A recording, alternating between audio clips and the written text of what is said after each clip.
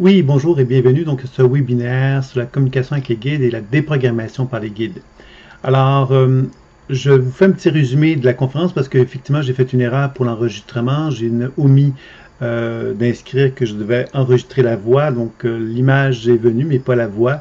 Donc, c'est un petit oubli de ma part. Donc, j'en suis désolé. Donc, je vais faire un petit résumé de ce webinaire-là. Donc, il y avait des questions qui m'étaient posées au départ concernant la déprogrammation par la mémoire cellulaire. Donc, il y avait donc une étudiante qui me disait bon, qu'elle avait de la difficulté à passer à travers ce module-là parce que justement, elle avait énormément de charges émotionnelles qui étaient associées aux divers souvenirs de son enfance concernant sa relation avec les parents, entre autres. Donc, moi, ce que je lui disais, justement, c'est qu'il est très important de se rappeler une chose là-dessus, c'est que quand on fait un travail sur quelque chose qui nous concerne émotionnellement parlant très fortement, on doit se rappeler d'abord et avant tout que les émotions, on doit d'abord et avant tout être capable de les décharger émotionnellement parlant avant d'aborder la pratique intuitive. C'est-à-dire que si j'ai de la tristesse, c'est peut-être bien pour moi de pleurer. Si j'ai de la colère, c'est peut-être bien de crier, de me mettre en colère, de décharger l'émotion. Alors après que j'ai déchargé l'émotion, je suis plus calme et là à ce moment-là, je peux être dans une position de plus grand témoin par rapport à l'expérience émotionnelle que j'ai pu vivre et alors je peux donc observer par exemple ma relation que j'ai vécue avec mes parents, me voir enfant, voir mes parents agir d'une certaine façon avec moi et donc de pouvoir interagir par le décodage intuitif, la déprogrammation et les soins pour justement favoriser un plus grand équilibre dans ma vie. Alors, je vous dirais que c'est ça un petit peu qui peut être intéressant à se rappeler dans des moments où on rencontre des situations difficiles. Et évidemment, il n'est pas interdit de faire des consultations avec des thérapeutes pour se supporter, s'accompagner dans une démarche de guérison. Cela peut être tout à fait intéressant également de procéder de cette façon-là. Donc ça, c'était pour la question concernant la déprogrammation de la mémoire cellulaire. Qu'est-ce qu'on fait quand on est dans une situation conflictuelle avec soi-même de façon trop importante? L'autre question qui m'a été posée, c'est est-ce qu'on peut passer du module de déprogrammation de la mémoire cellulaire pour aller directement vers la communication avec les guides et la déprogrammation?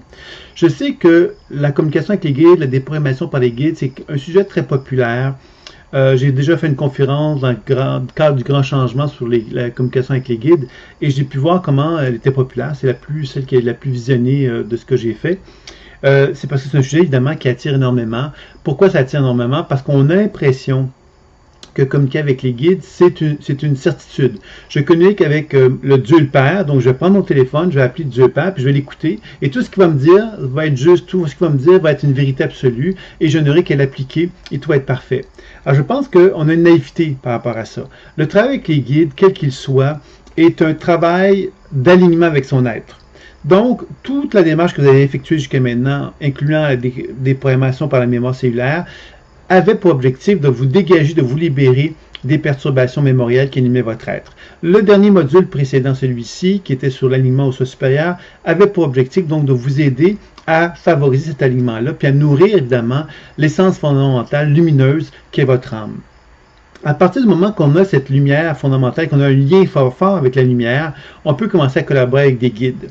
Et quand on peut collaborer avec des guides, ça veut dire quoi? Ça veut dire qu'on collabore avec la lumière, et cette lumière-là peut se manifester sous toutes les formes que l'on peut imaginer. C'est-à-dire que la lumière n'a pas d'identité particulière, pourrait-on dire, et elle peut donc se manifester à moi selon mes besoins, selon ce que moi, selon mes croyances, selon mes convictions, etc. Ça veut donc dire qu'un guide peut se manifester à moi sous la forme d'un ange, sous la forme d'un extraterrestre, sous la forme d'un maître spirituel, etc., etc. Donc, un guide ne va pas se manifester d'une façon objective, comme étant une vérité absolue. Elle va se manifester à nous selon le besoin qui va être présent, selon nos croyances, selon ce que nous avons, ce à quoi nous faisons confiance aussi. Ça ne veut pas dire que c'est faux, ça veut juste dire quelque part que les formes que les guides ou les sagesses vont utiliser ne sont pas nécessairement des manifestations, des formes qui sont réelles. Donc, à partir du moment qu'on comprend bien cela, on comprend quelque part que l'important quand on fait un travail avec les guides, c'est pas de porter notre attention sur l'apparence ou sur ce qui nous est dit au niveau de l'identité de la manifestation, mais de mettre l'emphase sur le savoir, la connaissance. Je vous donne un exemple de ça. Il y a, bon, par exemple, Alice Bailey a écrit plusieurs ouvrages en affirmant qu'elle était en communication avec le maître spirituel Joel Kuhl. Alors, c'était une affirmation. On ne pouvait pas vérifier que c'était vrai qu'elle était en communication avec Joel Kuhl. Mais ce qu'on a pu vérifier, c'est le savoir qu'elle a retransmis à travers ses ouvrages, qui peuvent être, bon, pas appréciés ou appréciés, mais qui sont indéniables. C'est une somme de travail qui est effectuée. À l'époque, il n'y avait pas d'ordinateur, donc c'est une grande somme de travail qui est effectuée. Et on peut qu'honorer la conviction qu'Alice Bailey avait de pouvoir faire ce travail-là, et aussi la sagesse, l'intelligence qui se dégage de ces ouvrages-là. Donc pour moi, ça, ce sont des critères importants quand on veut véritablement évaluer la qualité de l'information, la qualité de la relation que l'on a avec un guide, c'est de bien sûr constater que ce guide-là va nous apporter un savoir, élargir notre conscience, nous aider justement à aller plus loin dans une réflexion profonde qu'on en soit. Alors c'est ça qui va être déterminant dans un travail avec le guide. Alors évidemment, dans la leçon que je vous ai présentée, on a une série d'expériences que je vous ai invité à faire avec les guides. C'était volontaire. J'avais envie de vous faire goûter à plein de choses différentes pour faire comprendre finalement que le guide en question, ça peut prendre diverses formes. Je vous ai proposé par exemple de communiquer avec un guide, un genre de sage qui se présente dans une situation, dans une scène et qui va commencer à nous communiquer d'un certain message qu'on n'a pas commandé comme tel. Le guide va se manifester puis nous transmet un message. On a vu on pouvait communiquer avec les règnes de la nature, par exemple, avec les forêts. Hein? On pourrait communiquer avec le guide de la forêt, le guide du soleil, le guide de la mer. Vous voyez, on peut vraiment travailler également sur des sagesses intelligentes associées à la nature. Encore là, la qualité de l'information qui va nous être retransmise va être différente parce qu'évidemment, l'intelligence du guide qui est associée, par exemple, à la forêt, va avoir quelque chose de différent à nous transmettre, tant d'un point de vue individuel que d'un point de vue collectif, hein, d'un point de vue de l'humanité. Donc, c'était un regard comme ça. Les personnes décédées, je vous ai invité de faire parce que j'avais l'impression que c'est quelque chose qui est un thème à la mode, qu'on trouve beaucoup dans la médiumnité.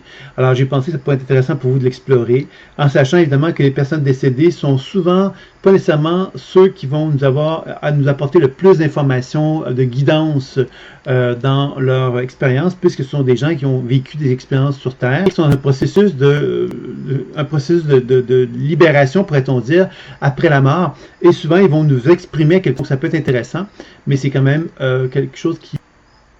Puis, après avoir donc abordé ce travail avec la communication avec les personnes décédées, on pouvait donc évidemment aller voir les extraterrestres, on pouvait travailler avec un conseil de maître spirituel, on pouvait donc faire un travail de déprogrammation, c'est-à-dire que le guide pouvait justement nous amener donc à nous conseiller, à nous transmettre de l'information, mais il pouvait également faire des soins sur nous. Il pourrait faire un voyage avec nous dans le monde de la mémoire pour faire des soins. Il pourrait s'incorporer en nous également, un peu comme dans le channeling, pour nous faire expérimenter quelque chose. Donc, vous voyez que le travail avec les guides est un travail très varié, très, très riche et très intéressant. Et j'ai voulu donc vous proposer un petit peu cette variété-là dans les divers exercices que je vous proposais. Lors du webinaire, j'ai constaté que les personnes qui étaient présentes n'avaient pas vraiment beaucoup expérimenté ce module-là.